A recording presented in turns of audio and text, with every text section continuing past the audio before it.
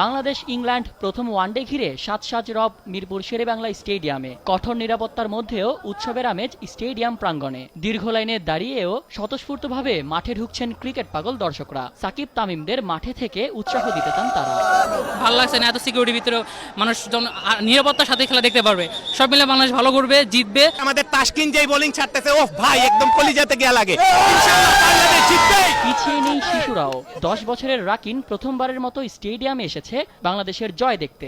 আব্বুর সাথে খেলা দেখতে ইচ্ছে, খুব মজা করব। I am so excited. আমার শখ ছিল যে আমি প্রথমবার স্টেডিয়ামে এসেছি।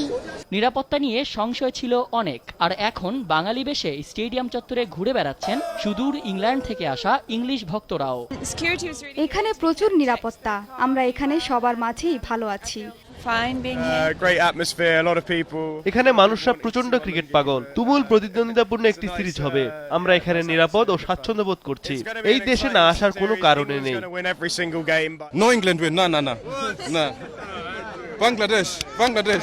মিরপুর স্টেডিয়ামে সোনার হরিণের নাম টিকেট। শেষ পর্যন্ত অনেকেই টিকিট পেয়ে ভাগ্যবানদের একজন। তবে যারা টিকিট পাননি তাদের আক্ষেপের শেষ নেই। টিকিটের যে ক্রাইসিস, তো সেক্ষেত্রে আমরা লাকিলি টিকিট পেয়ে গেছি। যে একটা বড় স্টেডিয়াম করুক, যাতে আমরা সাধারণ মানুষটা দেখতে পারি। বাংলার ক্রিকেট প্রেমী দর্শকদের আরও একটি উৎসবের উপলক্ষে নিয়ে দিয়েছে বাংলাদেশ ইংল্যান্ড সিরিজ।